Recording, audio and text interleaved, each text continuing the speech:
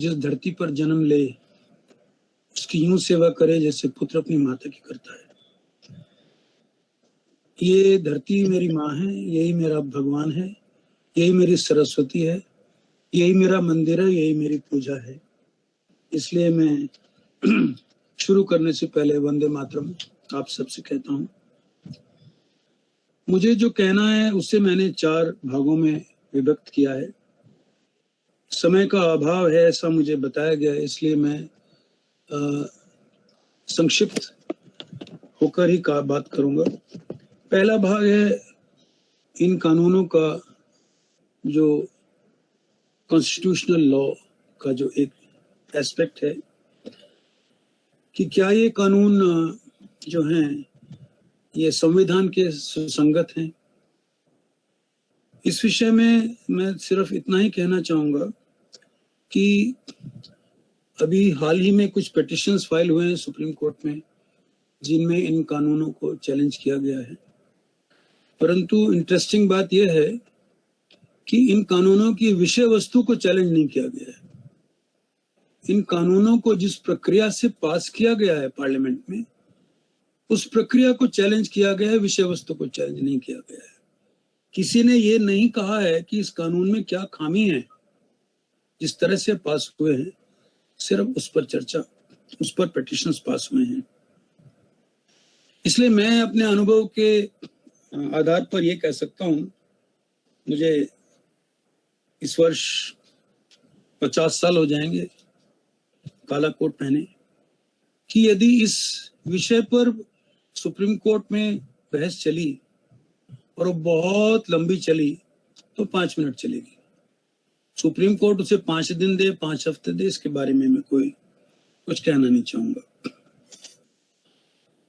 अगला विषय होगा इन 3 कानूनों की व्याख्या, और उसके बाद जो विषय होगा वो होगा एमएसपी, क्योंकि एमएसपी को लेकर काफी कुछ विवाद खड़ा किया गया है। विवाद है नहीं, परंतु विवाद जानबूझकर बनाया गया है, जैसा कि मेरे पूर्व में कुछ विद्वान लोगों ने कहा है।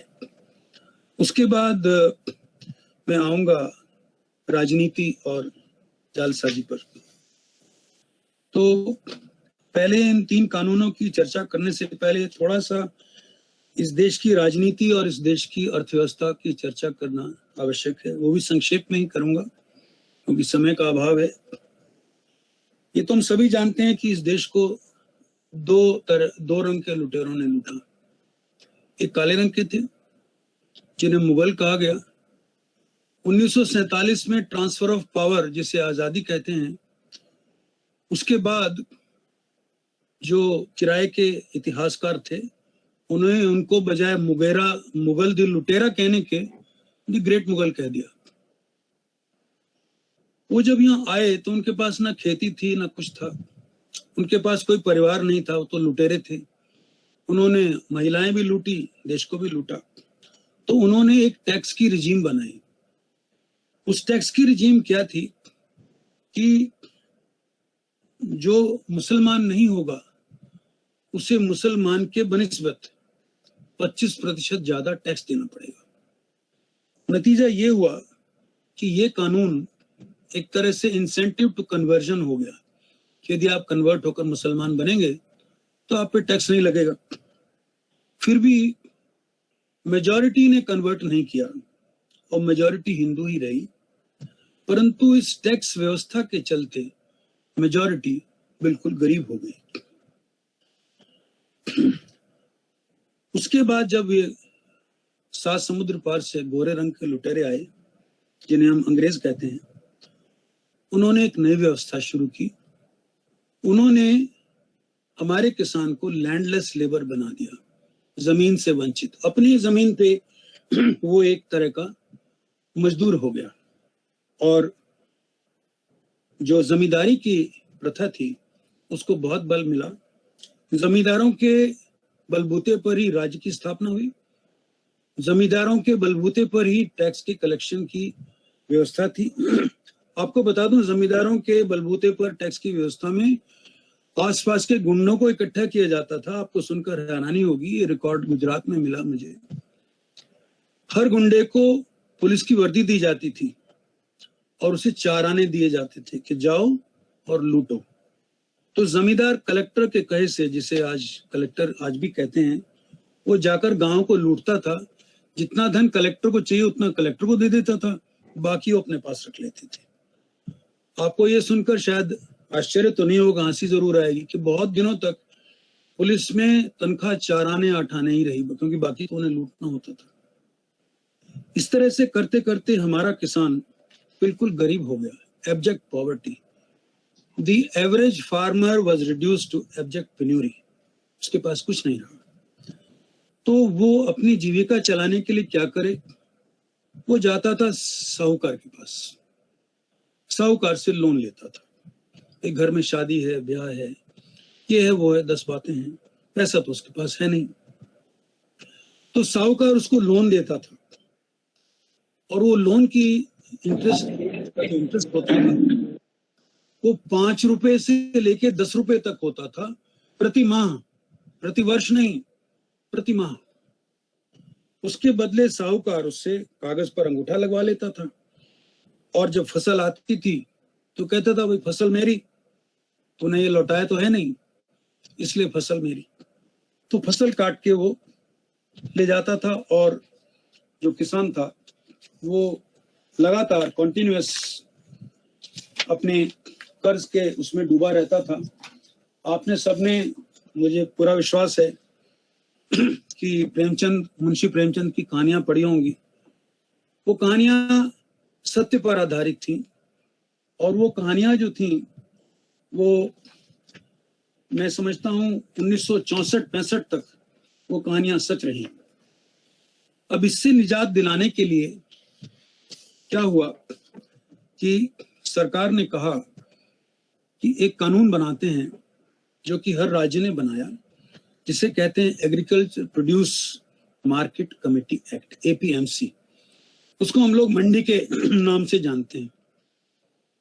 हर राज्य ने क्या किया कि अपना जो ज्योग्राफिकल एरिया था उसको विभक्त कर दिया और हर एक विभक्त एरिया में एक मंडी बना दी। मोटा मोटा कहें तो हर जिले को एक मंडी बना दिया और उस मंडी में कुछ सुविधाएं देनी शुरू की, जैसे ऑक्शन हॉल, धर्म कांटा, गोदाम, दुकानें, पीने का पानी, police station, post office, borewell, warehouse, soil testing इत्यादि इत्यादि। आज की तारीख में देश भर में 2477 इस तरह की रेगुलेटेड मार्केट्स हैं और करीब करीब 4843 सब मार्केट यार्ड्स हैं, यानी कि उन्हीं मंडियों के छोटे छोटे से मैदान हैं आगे, जहां पर कि अगर सामान रखने की कमी हो तो वो जगह उस काम आती है। अब इस कानून में ये हो गया कि किसान जो है वो अपनी फसल किसी को नहीं बेचेगा, वो अपनी पहली फसल जाकर मंडी में ही बेचेगा। उसके अलावा ना वो कहीं बेच सकता है और ना ही उससे कोई खरीद सकता है। वो कानूनन अपराध हो गया। इस तरह से कहने को हमारा किसान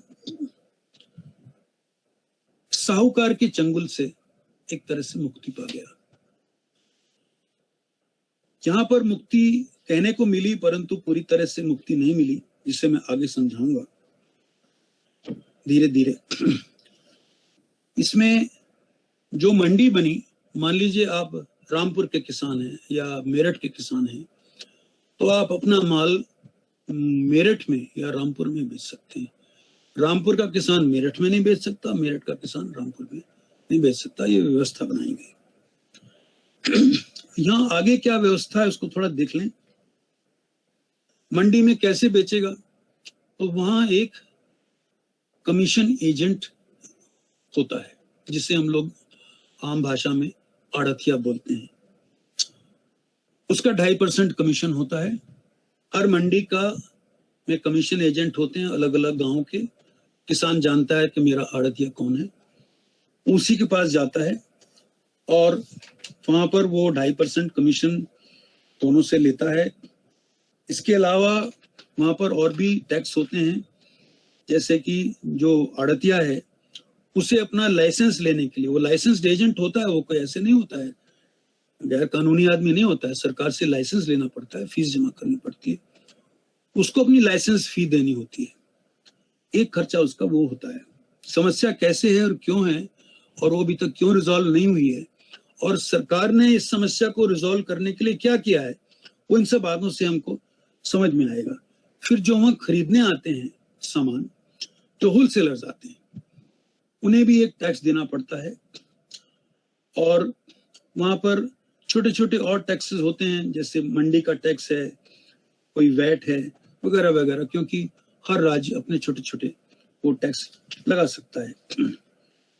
अब ये तो हो गया कहने को कि भाई मंडी में किसान ने बेच दिया, परंतु होता वहां क्या है कि इन सारे टैक्सेस के चलते चलते जिस दाम पर किसान बेचता है वो हम तक आते आते कितना हो जाता है। मैं उदाहरण के लिए, मान लीजिए किसान ने आलू बेचा 10 रुपए का, उसमें ये टैक्स जुड़ते जुड़ते मंडी के अंदर ही वो आलू 20 रुपए का हो गया। जब उसे होलसेलर ने लिया बाहर बेचा तो 30 का हो गया, और जब हमारी गली गलियारे में, हमारी कॉलोनी में, रेडी में या किसी तरह से कोई छोटी सी दुकान चलाने के लिए वहां बैठा तो वो आलू 40 रुपए का हो गया, 40 रुपए किलो हो गया।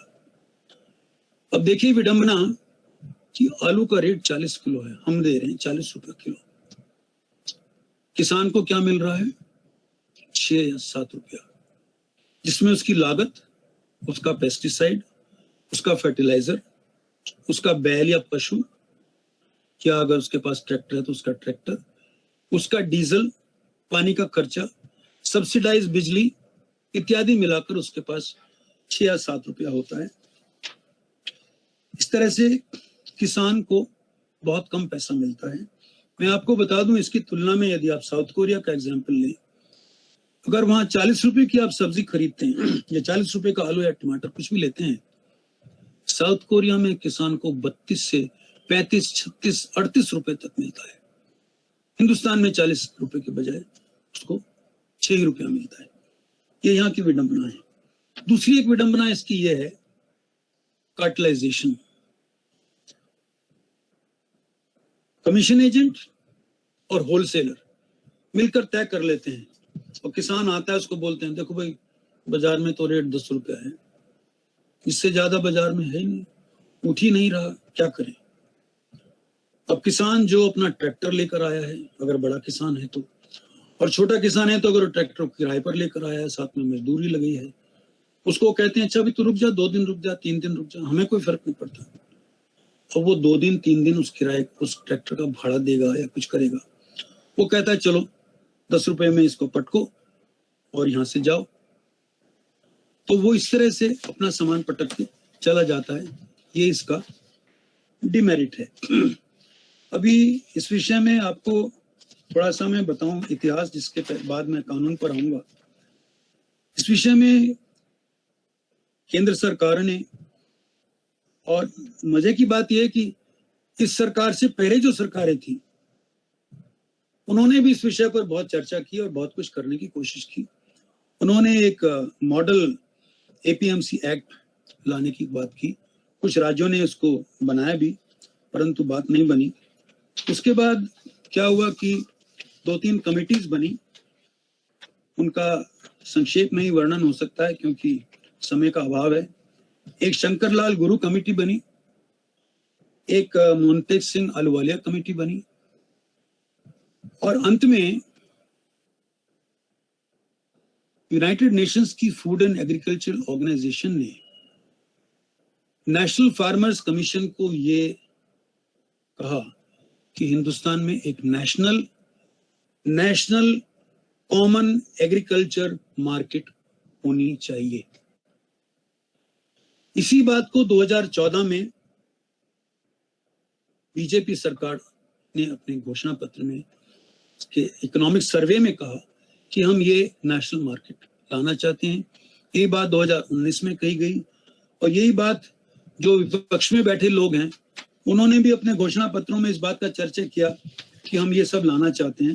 वो दूसरा विषय है कि जिस चीज को उन्होंने अपने घोषणा पत्र में कहा, जिसकी चर्चा की, वो आज उसका विरोध कर रहे हैं। एनीवे, तो इन सब चीजों से किसान को कैसे निकाला जाए, तो सरकार ने एक कानून बनाया, 3 कानून बनाए, जिसका पहले का नाम है the farmers produce trade and commerce promotion and facilitation act. इसका मैंने अपनी सीमित भाषा के ज्ञान पर इसका अनुवाद किया हिंदी में, जो बनता है कृषक उपज व्यापार एवं वाणिज्य संवर्धन एवं सरलीकरण अधिनियम 2020। यह हिंदी शायद इंग्लिश से कठिन होगी, परंतु यही इसका अनुवाद बनता है। मोटा मोटा इसमें 3-4 बातें हैं जिन पर ध्यान दें। पहला तो ये है कि ट्रेड में क्या कहते हैं, facilitation. Farmers produce trade and commerce. अब ट्रेड में क्या है, कॉमर्स में क्या है, फैसिलिटेशन क्या है। तो ये कानून कहता है किसान को कि भाई आप अपना सामान जो है वो जहां मर्जी आए वहां बेच दो, खेत के बाहर बेच दो। 4 लोग किसान मिलके अपने खेतों का एक फार्म गेट बना लें और कह दें हम यहाँ बेच रहे हैं, हमारी मंडी तो ये है, यहाँ से ले जाओ। अपने खेत का माल मैं सारा का सारा किसी वेयर हाउस को दे दूं, अपने खेत का माल सारा का सारा मैं किसी फैक्ट्री को दे दूं, मैं किसी कोल्ड स्टोर को दे दूं, मैं किसी एक्सपोर्टर को दे दूं, मैं किसी ऐसे आदमी को दे दूं जो इधर से आलू डाले उधर से सोना निकल आए, किसी को भी दे दूं, ये मेरी मर्जी है। तो वो जो एक प्रतिबंध था कि रामपुर का किसान अपना सामान मेरठ में नहीं बेच सकता, या मेरठ का किसान अपना सामान मुजफ्फरनगर में नहीं बेच सकता, वो प्रतिबंध सरकार ने हटा दिया। कोई चम्मच नहीं है इसमें। दूसरा खाना इसमें ये है कि आप न केवल इंट्रास्टेट ट्रेड कर सकते हैं, राज्य के अंदर अंदर आप बेच सकते हैं, परंतु इंट्रास्टेट भी कर सकते हैं। मान लीजिए इस उदाहरण पर मैं वापस आऊंगा, मैं नैनीताल में बैठा हूं और मैं एक तरह का टमाटर उगाता हूँ, वो 1 किलो का एक टमाटर है, और मुझे पता लगता है भाई ये टमाटर यहाँ तो 10 रुपए का बिक रहा है, बेंगलोर में पता लगा मुझे कि यहाँ ये टमाटर 100 रुपए का बिकता है। तो अगर नेशनल मार्केट बन जाए, जिसको कि गवर्नमेंट ने ई मार्केट करने का भी प्रावधान रखा, और यहाँ तक कहा कि इनिशियल ई मार्केट इंस्टॉलेशन के लिए सरकार 30 लाख रुपया देगी, उसके बाद सब लोग अपना अपना मार्केट बनाएं। तो जैसे सेंसेक्स चलता है पूरे देश में, हम सारे शेयर्स देखते हैं, ऐसे पता लग जाए कि पूरे के पूरे देश में ऊपर से नीचे तक लेकर सारे सब्जी फलों के सबके दाम कहाँ क्या है, तो जो जितने में लेना चाहे उतने में ले ले, और जो जितने में बेचना चाहे उतने में बेच दे। इससे क्या होगा, वो जो एक नेशनल कॉमन एग्रीकल्चर मार्केट का जो एक विचार है, वो जब क्रियान्वित होगा तो किसान और किसानी एक ऐसा पेशा बन जाएगा। मैं समझता हूँ कि आने वाले समय में IIM और IIT के पढ़े लड़के जो हैं वो खेती करेंगे, वो कंपनियों में नौकरी नहीं करेंगे। आप 10 रुपए का आलू अगर 100 रुपए में बेच सकते हैं और आपके पास 1000 टन आलू है, तो आप नौकरी नहीं करेंगे, नौकरी दिया करेंगे। तीसरा, ये मैंने बता दिया आपको कि इसके अंदर ऑनलाइन ट्रेडिंग का स्पेसिफिक प्रावधान है, आपको कहीं जाने की जरूरत नहीं है। आप अपने घर में बैठे, आजकल के जो नए बच्चे हैं, जो नौजवान पीढ़ी है, वो टेलीफोन लेंगे, टिक टिक टिक टिक 4 बटन दबाए, बता दिया कि ये चीज तो यहाँ इतने की बिकती है, बिक जाएगी। मैं इसके आगे एक बात और कहना चाहता हूँ जो इसी संदर्भ में और इसी समय कहना बड़ा उचित होगा। अभी 1 हफ्ते पहले हमारे विदेश मंत्री डॉक्टर जयशंकर ने विदेश यात्रा की थी, और उन्होंने ये कहा कि लाओस, वियतनाम, कंबोडिया, थाईलैंड, सारे साउथ एशियन कंट्रीज को जोड़कर जो सड़कें वहां बनी हुई हैं, उनका भारतवर्ष उन सड़कों का नवीनीकरण और चौड़ाकरण करेगा कि जो सड़क 1 लेन है वो 2 होगी, जो 2 है वो 4 होगी, जो 4 है वो 6 होगी, 8 होगी। इस तरह से सारा साउथ ईस्ट एशिया जुड़ जाएगा। और जैसा कि आज की तारीख में यूरोपियन कॉमन मार्केट है, उस तरह से भारत और साउथ ईस्ट एशिया एक एशियन एग्रीकल्चरल कॉमन मार्केट बन जाएगा। यहाँ बैठा जो चावल उगा रहा है वो अपना चावल थाईलैंड में बेच दे, वो बैंकॉक में बेच दे, वो वियतनाम में बेच दे। वहां का आदमी मछली पकड़ता है, वहां मछली खाने वाले को बेच दे। क्या नुकसान है? जिनका है उनकी चर्चा पे मैं आऊंगा जब मैं राजनीति और जालसी जी की बात करूंगा। चौथा इसका जो प्रावधान है वो ये है कि किसान की इस तरह की कमाई पर कोई भी राज्य किसी भी तरह का टैक्स नहीं लगा सकेगा, चाहे वो कहे कन्या विद्या पाठशाला है, चाहे वो कहे गौशाला है, चाहे वो कहे ये उन्मूलन है, वो उन्मूलन है। सरकार कोई किसी राज्य की किसी किसान के ऊपर किसी तरह का टैक्स नहीं लगा सकेगी, क्योंकि सरकार को पता था कि जिन राज्यों में बहुत प्रॉस्पेरिटी आएगी वहां की राज्य सरकारें जो हैं वो किसानों के ऊपर टैक्स लगा के उनसे पैसा कमाएंगी। इस एक्ट का जो अंतिम प्रावधान है वो है डिस्प्यूट सेटलमेंट मैकेनिज्म, कि यदि कुछ विवाद हो जाए तो क्या होगा। उसमें यह है कि एक उस इलाके का जो सब डिविजनल मैजिस्ट्रेट है, जो तहसीलदार है, वो एक कंसिलिएशन बोर्ड बनाएगा और कंसिलिएशन बोर्ड में दोनों पार्टीज के एक एक दो नुमाइंदे होंगे जो आपस में बैठ के सुलहनामा करना चाहेंगे, और एक अगर उनका सुलहनामा हो जाता है तो वो एक मेमोरेंडम ऑफ सेटलमेंट साइन कर देंगे। कानून में यदि कोई भी दो पार्टीज अपनी सहमति से, रजामंदी से कोई चीज निर्णय कर लेती हैं तो रूल ऑफ कोर्ट हो जाता है, फिर उसमें कोई अपील का प्रावधान नहीं रहता है। मान लीजिए ये मेमोरेंडम सेटलमेंट नहीं होता है तो दोनों पार्टीज जो हैं वो एसडीएम के पास जाएंगी, एसडीएम दोनों पार्टीज को सुनेगा और 30 दिन के अंदर वो फैसला देगा, और यदि वहां भी फैसला नहीं होता है तो कलेक्टर के पास जाएंगे। कलेक्टर या तो खुद या किसी एडिशनल कलेक्टर को अपॉइंट कर देगा जो इसका फैसला 30 दिन के अंदर कर देगा, परंतु सिविल कोर्ट में जाने का कोई प्रावधान नहीं है। और वो ये सोच समझ के किया गया, मेरी नजर में एक वकील के नाते मैं कह सकता हूँ ठीक किया है, क्योंकि कचहरी में कुछ ऐसी बातें होती हैं जिनके वहां जाने के बाद वहां जाने वाले का उनके ऊपर कोई कंट्रोल नहीं रहता। एक तो वहां वकील होते हैं वो 10 बातें आपको समझाते हैं, फिर वहां डेट पड़ती है, दोनों पार्टीज को जवाब देवा ये सब करने का मौका मिलता है। इसके ऊपर जब वार्ताएं हुई किसानों के संगठनों के साथ, तथाकथित, मैं उनको किसान तो नहीं कहता हूं, तथाकथित सो कॉल्ड किसान यूनियनों के तथाकथित नेताओं, वो उसमें पार्टिसिपेंट भी तथाकथित हैं और उसमें जो नेता वो भी तथाकथित हैं, क्योंकि मेरा पंजाब हाई कोर्ट से दूसरे राज्यों से काफी काम आता है मेरे पास। मुझे मालूम है वहां के वकीलों से कि वो कौन है, वो तथाकथित ही हैं।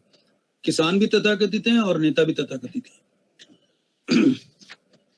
तो जब वार्ता हुई तो इन तथाकथित लोगों ने कहा, इनको अब से तथाकथित ही कहेंगे, तथाकथित समाज ने कहा कि साहब ये कानून का प्रावधान जो है ये रखिए, इसके अंदर सिविल कोर्ट जाने के प्रोविजन रखना चाहिए।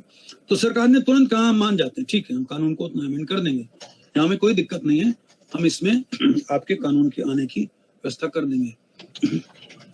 तो अब इसके बाद आपको जानकर ये हैरानी होगी कि इन चीजों को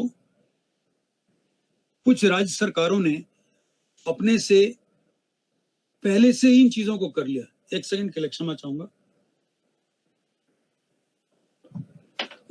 जिनमें सबसे सर्वप्रथम चर्चा की जाए तो महाराष्ट्र सरकार की है। जहां विलासराव देशमुख साहब मुख्यमंत्री थे, जो कि कांग्रेस के मुख्यमंत्री थे, उन्होंने जो आज ये कानून बने हैं इनको 99% पहले ही लागू कर दिया। उन्होंने एपीएमसी के अलावा एक डायरेक्ट मार्केट लाइसेंस की परिपाटी चला दी। एक प्राइवेट मार्केट, कोई भी आदमी जो है वो उसके पास 5 एकड़ जमीन हो तो अपनी मार्केट खोल सकता है। उसको सरकार को उससे लाइसेंस लेना होगा, कुछ पैसे जमा करने होंगे और मार्केट खोल ले। और जो मेरे पास आंकड़े हैं उनके हिसाब से जो लेटेस्ट आंकड़े हैं, महाराष्ट्र में एपीएमसी में जो व्यापार हुआ 48,000 करोड़ रुपए का हुआ, और ये जो डायरेक्ट मार्केट लाइसेंस का व्यापार महाराष्ट्र में हुआ वो 11,000 करोड़ रुपए का हुआ। तो ये कहना कि एपीएमसी खत्म हो जाएगी, मंडी खत्म हो जाएगी, ये गलत है। एपीएमसी कभी खत्म नहीं होगी और एपीएमसी कभी खत्म होनी भी नहीं चाहिए। वो मैं आपको बताऊंगा जब मैं नेशनल फूड सिक्योरिटी एक्ट पर आऊंगा, तब मैं इसकी चर्चा करूंगा कि एपीएमसी के खत्म होने से और एमएसपी के खत्म होने से सरकार को और देश को क्या नुकसान हो सकता है।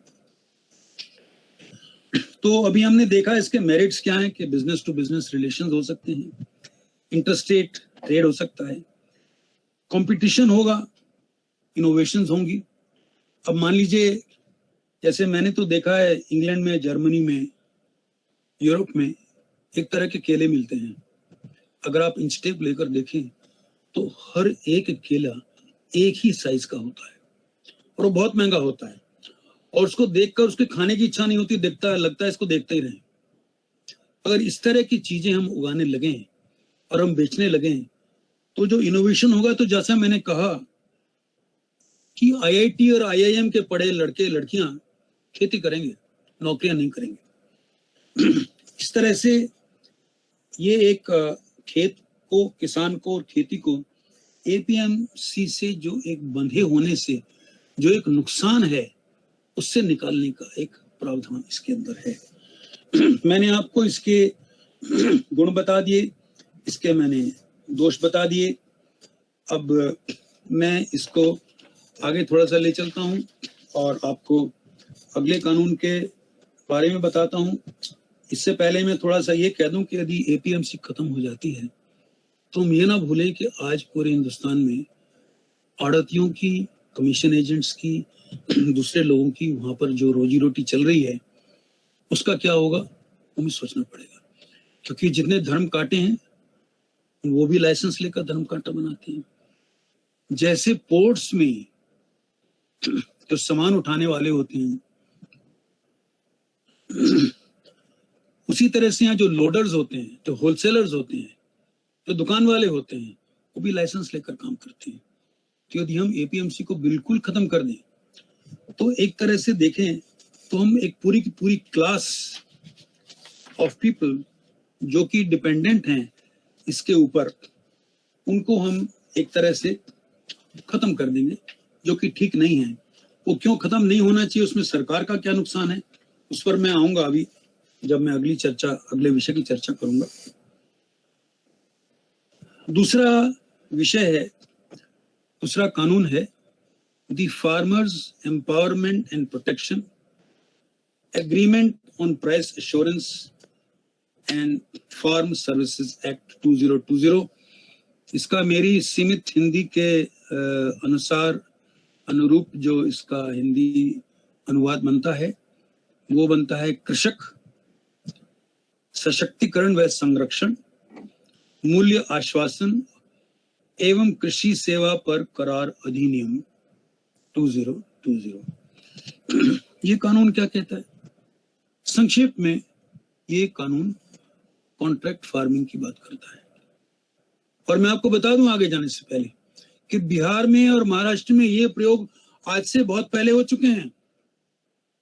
कांग्रेस की सरकारें 2001 से लेकर आज तक इन कानूनों के लिए बार बार चर्चा करती रही हैं, कहती रही, घोषणा पत्रों में बात करती रही हैं। आज उन्हें तकलीफ हो रही है। क्यों हो रही है मैं इस बारे में कुछ नहीं कहना चाहता, ये मेरा विषय नहीं है। बताता हूं, मैं बहुत कुछ सकता हूं। इसमें कॉन्ट्रैक्ट फार्मिंग में क्या है कि किसान किसी के साथ ये कॉन्ट्रैक्ट कर सकता है। देखो भाई, मेरे पास 10 एकड़ जमीन है, 10 बीघा जमीन है, जो भी है, आप आ जाओ यहाँ, लीची उगाओ, केला उगाओ, जो भी उगाओ।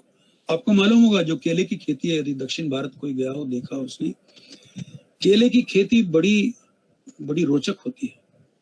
हमें तो सिर्फ केले के फल का पता है, आपको शायद ये जानकर हैरानी ना होगी, मैं सोचता हूँ कि केले के वृक्ष के जो केले का जो वृक्ष होता है उसकी जो स्टेम होती है उससे दक्षिण भारत में एक तरह की साड़ियां बनती हैं, इनका एक्सपोर्ट होता है और वो बहुत सस्ती होती हैं। सस्ती इसलिए होती हैं क्योंकि किसानों को लूटना है। तो यहाँ पर ये हो सकता है कि भाई एक कॉन्ट्रैक्ट फार्मिंग होगी, एक कॉन्ट्रैक्ट बनाया जाएगा।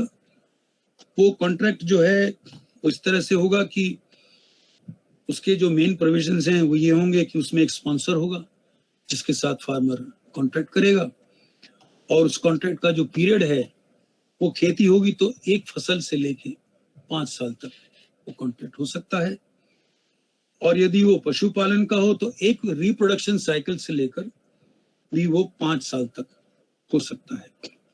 इसमें सरकार ने कहा है कि गवर्नमेंट में गिव ए मॉडल कॉन्ट्रैक्ट। मैं समझता हूँ सरकार को कहना चाहिए था कि the government shell provide a contract, जिसमें किसान सिर्फ अपना नाम लिखेगा, ये नाम, मेरा नाम, पिता का नाम, ये नाम, ये पता, फोन नंबर, और साइन किया चलेगा। क्योंकि स्पॉन्सर हो सकता है कोई बहुत बड़ी कंपनी हो जो शायद बड़े बड़े वकील बुलाकर कुछ उसमें ऐसा लिख दे जिससे कि कभी किसान का नुकसान हो जाए। इसलिए ये मेरा विचार है। कानून तो ये कहता है कि सरकार कहने पर उनको एक कॉन्ट्रैक्ट दे सकती है। इसके अंदर कुछ जो मुख्य चीजें हैं उनको हम समझ लें। इसके अंदर जो है 2 चीजें हैं, प्राइस एश्योरेंस है और फार्म सर्विसेज है। प्राइस एश्योरेंस के बारे में ये है कि उसको दाम को फिक्स करने के का एक उसमें फॉर्मूला दिया है। दाम को आप एडवांस में फिक्स करेंगे, बुआई से पहले, बाद में नहीं। मार्केट देखकर नहीं करेंगे, आप पहले फिक्स करेंगे उसको, और वो आपको देना पड़ेगा। चाहे बाद आपने 10 रुपए फिक्स किया, बाजार 8 रुपए का, आपको 8 रुपए देना पड़ेगा, 10 रुपए देना पड़ेगा। परंतु अगर बाजार 12 का हो गया तो जो स्पॉन्सर है उसको प्रोपोर्शनेटली किसान को 12 रुपए देना पड़ेगा। ये किसान की सिक्योरिटी है। उसके अंदर फार्म सर्विसेज हैं, जैसे कोई हम साइंटिस्ट अपॉइंट कर देंगे जो आपको बताएगा कि आपकी ये जमीन की मैंने सॉइल टेस्टिंग की है, इसमें ये बदलाव होने चाहिए, आपको इस तरह का फर्टिलाइजर ना करके ये करना चाहिए, आपको ये पेस्टिसाइड ना करके ये करना चाहिए। वो फार्म सर्विसेज का पैसा भी स्पॉन्सर देगा, किसान नहीं देगा, ये ध्यान रखिए। एक चीज तो इसके अंदर एक मिनिमम एश्योर्ड प्राइस है, और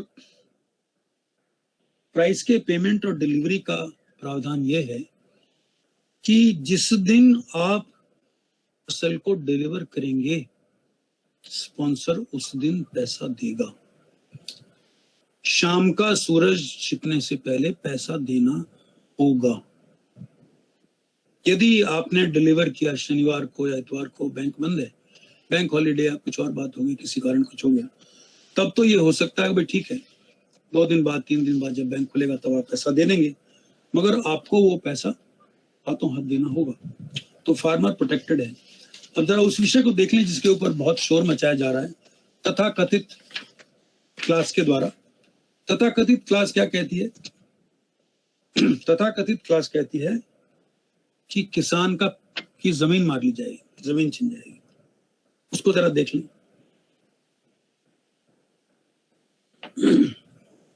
इस एक्ट में जो कानून में जो कॉन्ट्रैक्ट बनेगा उसमें जमीन का, लैंड का कोई रेफरेंस हो ही नहीं सकता।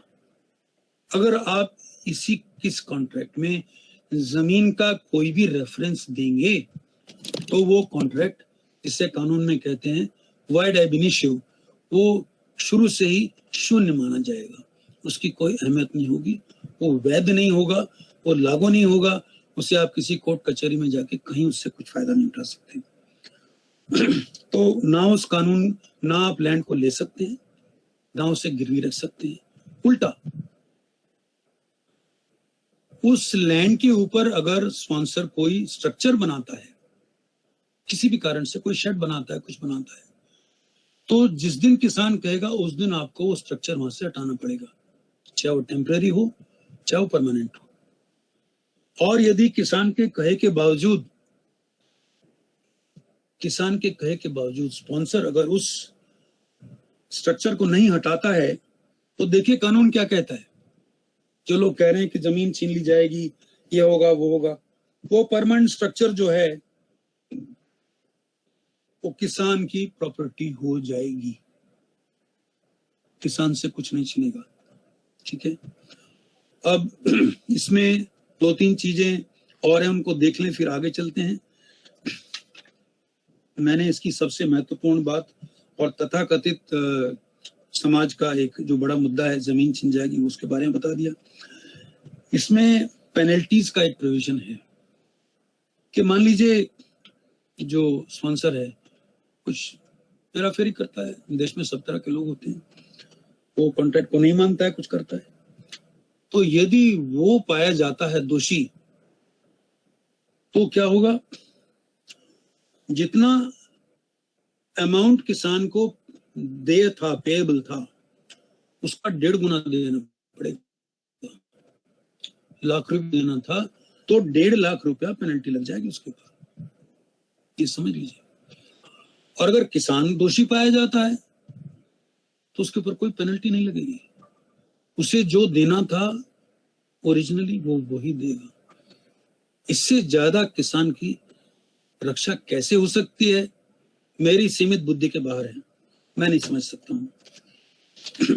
इसमें एक दो प्रोविजंस और हैं, उसके बाद मैं इसके डिस्प्यूट सेटलमेंट की प्रक्रिया पर आऊंगा। वो है कि मान लीजिए हम फिर से दक्षिण भारत और केले की बात करते हैं, तो केला बहुत उगता है, नारियल बहुत उगता है। मान लीजिए मेरे पास केले का 10 एकड़ का एक फार्म है, ऐसे ऐसे में 100 किसान हैं, तो 1000 एकड़ में केला उग रहा है। एक तरीका तो यह है कि हर एक किसान स्पॉन्सर से अलग अलग एग्रीमेंट करे। एक तरीका यह है कि वहां का जो कोई लोकल इन्फ्लुएंशियल आदमी हो, वो उन सारे किसानों को इकट्ठा करके एक एग्रीमेंट सबका उनसे करा दे। ऐसे लोगों को या ऐसी संस्थाओं को जो कि फार्म सर्विस प्रोवाइडर्स हैं, उन्हें फार्म प्रोड्यूसर्स ऑर्गेनाइजेशन कहा गया है। वो एग्रीगेटर्स भी कहलाए जाते हैं, जो सबको इकट्ठा कर ले और उनसे उनका अनुबंध करा दें। वो एग्रीगेटर भी उस अनुबंध का हिस्सा होगा, और जैसा मैंने कहा कि जो दाम है वो शुरू में ही फिक्स हो जाएगा, बाद में फिक्स नहीं होगा। डिस्प्यूट रेजोल्यूशन के लिए जो व्यवस्था है वो करीब करीब वैसी ही है जैसी पहले वाले कानून में थी, कि एक कंसिलेशन बोर्ड होगा, कंसिलेशन बोर्ड में मेमोरेंडम सेटलमेंट फाइल होगा। यदि वो वहां बात नहीं बनती है तो फिर एसडीएम के पास जाएंगे, वो 30 दिन में करेगा, वो नहीं करेगा तो कलेक्टर के पास जाएंगे, 30 दिन के अंदर वो करेगा। इसके मेरी दृष्टि में इसमें 2-4 सावधानियां बरतने की जरूरत है। इसके ऊपर आई एम श्योर जब कभी ये कानून इम्प्लीमेंट होगा तो सरकार उन चीजों पर ध्यान जरूर देगी। वहाँ विद्वान और तजुर्बेकार लोग हैं, ऐसा मेरा अनुभव है। क्योंकि अब इसके रेगुलेशंस वगैरह नहीं बने हैं। रेगुलेशंस में एक चीज ये ध्यान में रखी जाए कि ये कहा गया कि जो स्पॉन्सर होगा उसे सिर्फ पैन कार्ड लाना होगा। अब पैन कार्ड तो आप जानते हैं, यहाँ पर pan card, passport, ration card, ये डुप्लीकेट क्या 2-3 बनते हैं। आतंकवादियों के पास 6 तरह के कार्ड पाए जाते हैं, एक नाम से तीसरे नाम से। तो पैन कार्ड पे ही निर्भर करना मेरी दृष्टि में ठीक नहीं होगा। इसके अलावा ये होना चाहिए कि जो भी व्यक्ति स्पॉन्सर बनना चाहे और जो भी एग्रीगेटर बने, सरकार उससे कुछ पैसे, अगर वो भागे तो जैसे बेल देते हैं कोर्ट में, तो कहते हैं भाई इतना की बेल, 1 लाख, 2 लाख, 5 लाख, उतना पैसा फोरफिट हो जाए।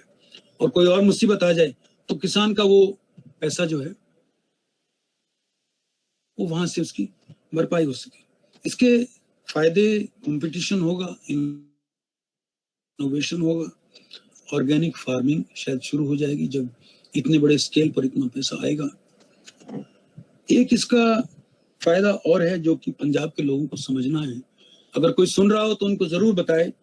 पंजाब में एक एग्रीकल्चर यूनिवर्सिटी है लुधियाना में, उसको पाओ बोलते हैं, पंजाब एग्रीकल्चर यूनिवर्सिटी, बहुत बड़ी यूनिवर्सिटी है। वहां के एक बहुत बड़े साइंटिस्ट ने जो रिटायर हो चुके हैं, उन्होंने कहा है कि पंजाब, इस विषय पर मैं फिर आऊंगा जब एमएसपी की बात करेंगे, पंजाब की बात करेंगे, कि Punjab is heading towards desertification. Punjab जो है एक मरुस्थल बनने जा रहा है, क्योंकि सारी की सारा 90% पानी पंजाब का फसलों में चला जाता है। वहां पानी ना बचेगा। जब पानी ना बचेगा तो एनवायरनमेंट पे फर्क पड़ेगा। वाटर टेबल बहुत नीचे जा चुकी है, इसलिए जरूरी है कि क्रॉप पैटर्न चेंज करें। इस तरह से हम देखेंगे कि जैसे एक समय में यहाँ पर हमारे देश में दूध की कमी थी, परंतु अमूल के आने के बाद जो है हम डेयरी के और दूध के क्षेत्र में एक तरह से कहें तो हम एक्सपोर्टिंग इकोनॉमी बन गए हैं। इस तरह से हम अगर ये फार्मिंग करेंगे, इस तरह की फार्मिंग करेंगे, तो हम बहुत सारे अनेकों क्षेत्र में हम एक्सपोर्टिंग एग्रीकल्चरल मार्केट बन सकते हैं। ये ना भूलें कोई देश कितना भी इंडस्ट्रियलाइज हो जाए, जैसे कहते हैं ना, army marches on its belly, एक country also marches on its belly. जिस देश में भुखमरी होगी वहां कुछ नहीं होगा। उस विषय पर मैं आऊंगा अभी। तीसरा और आखिरी कानून है एसेंशियल कमोडिटीज अमेंडमेंट एक्ट 2020। मैं आपको थोड़ी सी इसकी भूमिका बता देता हूँ। 1900 गया क्योंकि उस वक्त देश आजाद हुआ था, ट्रांसफर ऑफ पावर हुआ था, कहने को आजादी आई थी। आजादी कब आई इसके लिए किसी और दिन किसी और विषय पर चर्चा करेंगे। तो होर्डिंग ना हो,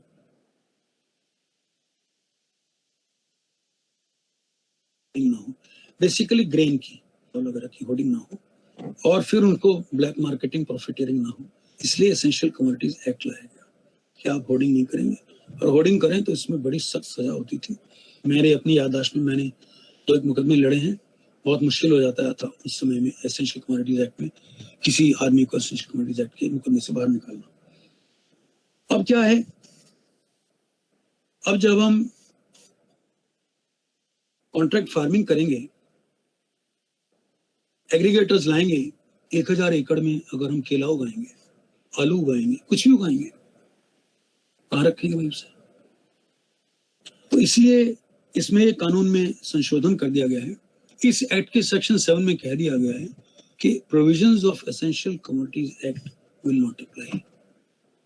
यानी स्टोरेज जो है लार्ज स्केल पर वो अलाउड होगी, और लार्ज स्केल स्टोरेज जो है वो होर्डिंग नहीं कहलाएगी। ये इसका एक मेन प्रावधान है। एसेंशियल कमोडिटीज एक्ट जो है वो सब चीजों पे लगता है, वो फलों पे भी लगता है, सब्जियों पे भी लगता है, सब पे लगता है। अब इसके अंदर ये है कि इसमें कुछ अपवाद हैं कि किन परिस्थितियों में ये कानून लगेगा, वो मैं आपको उंगली पे गिना देता हूँ। पहली तो है वॉर, मानिए लड़ाई हो जाए तो सरकार कह सकती है वही एसेंशियल कमोडिटीज एक्ट लगेगा, इन चीज़ों को स्टोर करना अलाउड नहीं है। दूसरा है अकाल पड़ जाए, फमीन पड़ जाए, तब स्टोर करना जरूरी हो जाएगा। कोई नेचुरल कैलेमिटी आ जाए, भूकंप आ जाए, सुनामी आ जाए, लोग बदहाल हो जाएं, उनके लिए जरूरी होगा इकट्ठा करना। तीसरा है कि कोई एक्स्ट्रा ऑर्डिनरी प्राइस राइज हो जाए। ऐसे मान लीजिए कोई चीज 2 रुपए की है, उसको कोई आदमी 6 रुपए की कर दे, तो उसमें भी कहा है कि जो पेरिशेबल गुड्स हैं उसमें 100% प्राइस राइज हो जाए, जो नॉन पेरिशेबल हैं उनमें 50% राइज हो जाए। तो ऐसे में सरकार जो है इंटरवीन करके कह सकती है कि essential commodities act will apply. Now इस रेगुलेशन पर भी 2 अपवाद बनते हैं, और मैं समझता हूं कि बड़े जायज हैं, ठीक हैं, सोच समझकर बनाए गए हैं।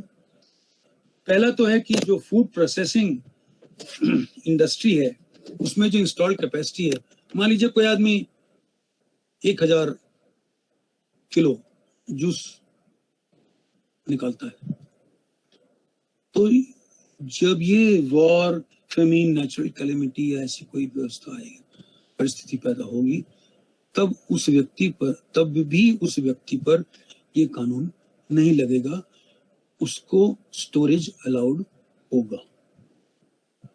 दूसरा, यदि कोई व्यक्ति है जिसने कोई क्या कहना चाहिए, कोई इंडस्ट्री लगा रखी है जिससे वो एक्सपोर्ट करता है, मान लीजिए वो सेब को या अमरूद को या किसी चीज को टिन करके एक्सपोर्ट करता है, तो उस पर भी ये जो है ये कानून उन परिस्थितियों में भी, विपरीत परिस्थितियों में भी नहीं लगेगा। तो दूसरे शब्दों में कहें कि जो फूड आइटम्स हैं वो उन पर एसेंशियल कमोडिटीज एक्ट नहीं लगेगा। ये इसके मेन प्रोविजंस हैं।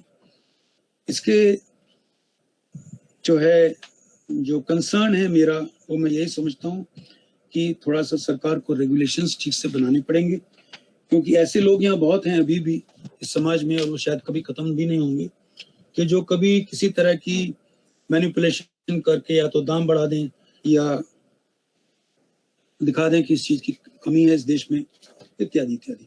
अब आते हैं सबसे महत्वपूर्ण जो विषय है मेरी दृष्टि में, minimum support price. Minimum support price को समझने के लिए पहले थोड़ा सा इतिहास देखना पड़ेगा। 1964-65 तक हमारा किसान वही साहूकार के कब्जे में था, दोनों के कब्जे में थे। क्या हुआ कि उन 3 सालों में इस देश में अकाल पड़ा, सूखा पड़ गया एक्चुअली, और सूखे के चलते अकाल पड़ा। तो परिस्थिति ये आ गई कि लाल बहादुर शास्त्री जो उस वक्त प्रधानमंत्री थे, उन्होंने कहा भाई एक वक्त रोटी खाओ, 2 वक्त के लिए गेहूं नहीं है देश में।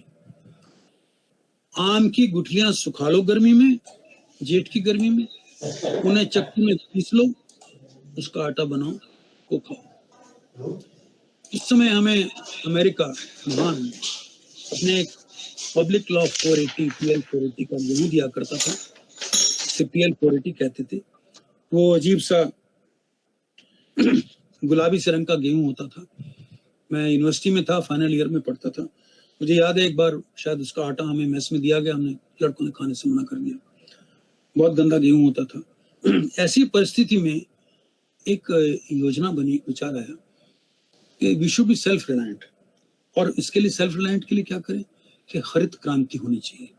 आपने लोगों ने बहुत सुना होगा ग्रीन रेवोल्यूशन, वो कैसे आया, ये उसकी भूमिका है। तो एक अमेरिकन साइंटिस्ट थे नॉर्मन बोरलॉ, और एक सर मैं आपसे गुजारिश करूंगा तो आप थोड़ा सा जल्दी बाइंड अप करने की कोशिश कीजिए, क्योंकि थोड़ा समय की पाबंदी है हमारे पास। हाथ जोड़ के आपसे विनती है, थोड़ा सा नहीं तो आप जैसा कहेंगे मैं वैसा कर दूंगा। मैं तो पूरी तैयारी से बैठा हूँ। तो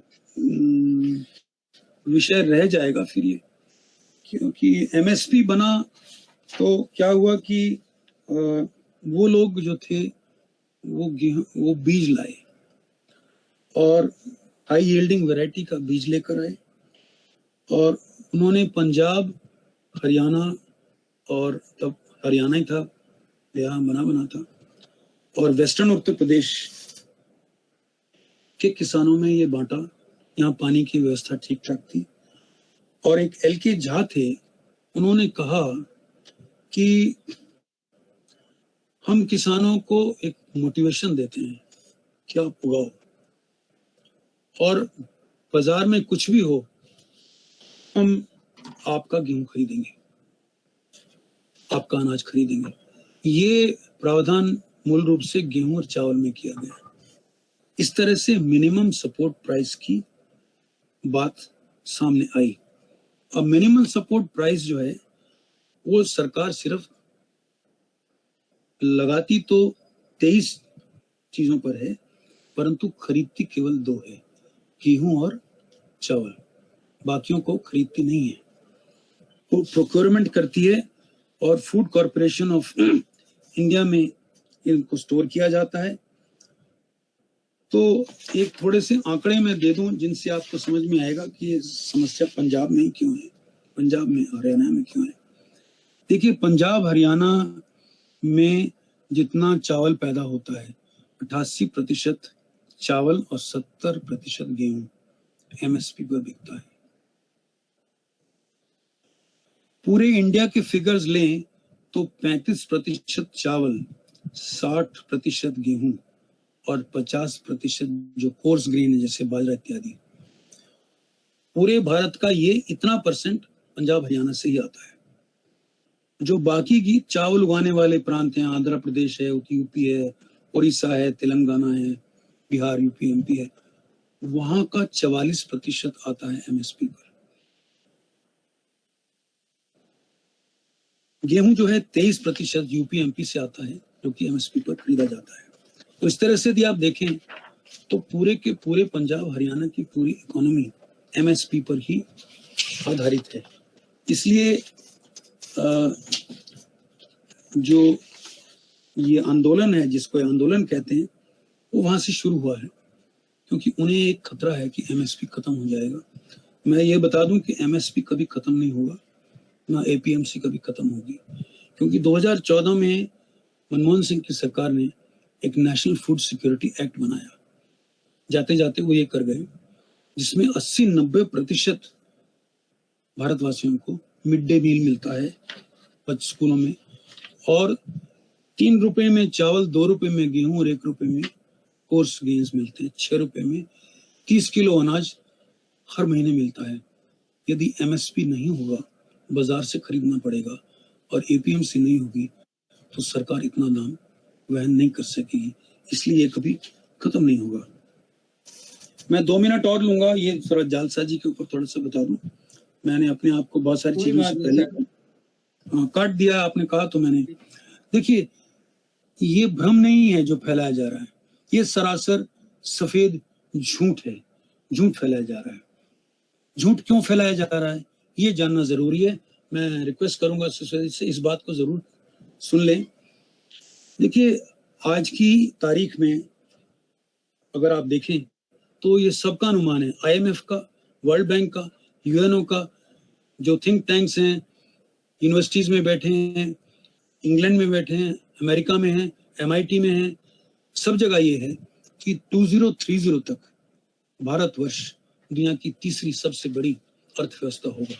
पहली, दूसरी, तीसरी में कोई बहुत फर्क नहीं होता है। पहली और तीसरी में तो होगा, परंतु दूसरी, तीसरी में बहुत फर्क नहीं होगा। और उस वक्त तक भारत जो है वो दुनिया की तीसरी सैन्य महाशक्ति बन चुका होगा। एक शक्ति तो ऑलरेडी है जिसका हमने नजारा अभी देख लिया है। एक मक्कार यहाँ से वापस चला गया है, जमीन कब्जाने आया था। अब ये सब आंदोलन करने की आवश्यकता क्या है उसको थोड़ा सा समझना जरूरी है। देखिए, आंदोलन नहीं है, आंदोलन में कुछ डिमांड होती है, हमें ये चाहिए, हमें ये चाहिए। ये क्या कह रहे हैं? कानून वापस ले लो। ये in fact it is an attack on the sovereignty of this country. You are not lawmakers. We sitting in the streets are lawmakers. This cannot be allowed. Now, थोड़ा सा पार्टीशन के वक्त जाना पड़ेगा। मैं आपको कुछ बातें बड़ी महत्वपूर्ण बताने जा रहा हूँ। जब हिंदुस्तान का विभाजन हुआ तो हम लोग सोचते हैं कि विभाजन के का कर्णधार जो था वो जिन्ना और इंग्लैंड वगैरह थे। आपको मैं बता दूं कि जितना इसमें इन लोगों का हाथ था, उससे ज्यादा हाथ रशिया का था। स्टालिन ने चर्चिल से कहा कि इतना बड़ा देश, बर्मा से अफगानिस्तान, अफगानिस्तान से कन्याकुमारी, हर तरह की नदी नाले, हर तरह का मौसम, हर तरह का खनिज पदार्थ, 33 करोड़ जनता, ये कुछ समय की बात है। ये देश पूरे के पूरे दुनिया के ऊपर, पूरे विश्व के ऊपर ये राज करेगा, ये अपनी हस्ती को जमाएगा। इसलिए चर्चिल, जाने से पहले इस देश का विभाजन करके जाओ। आज जब हिंदुस्तान एक शक्ति, एक महाशक्ति बन चुका है तो क्या करें? फिजिकली तो अब कोई कब्जा कर नहीं सकता, कोई औरंगजेब वगैरह तो कोई आ नहीं सकता। जो आए उनकी टांगे वांगे तोड़ दी, नाक मुंह तोड़ दिए, चले गए वो। अब एक ही तरीका है कि हिंदुस्तान को अंदर से तोड़ा जाए। अंदर से तोड़ने के लिए जैसे सीए में किया। सीए में कोई प्रोविजन नहीं था कि किसी की नागरिकता ली जाएगी।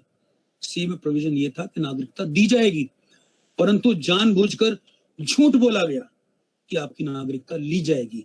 इसी तरह से ये कहना जा रहा है कि मर जाएगा किसान, एमएसपी खत्म हो जाएगा। एक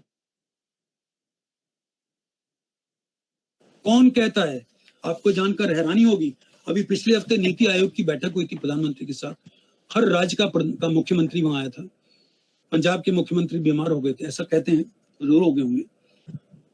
उनके प्रतिनिधि आए थे, वेस्ट बंगाल से भी कोई नहीं आया। वो सारे मुख्यमंत्रियों ने, किसी ने एक शब्द नहीं कहा कि इन कानूनों में क्या खामी है, कौन से एक्ट के किस प्रोविजन में, किस सेक्शन में क्या कमी है जिसको मिटाया जाए? क्यों नहीं कहा? अरे कुछ हो तो बताएंगे ना भाई।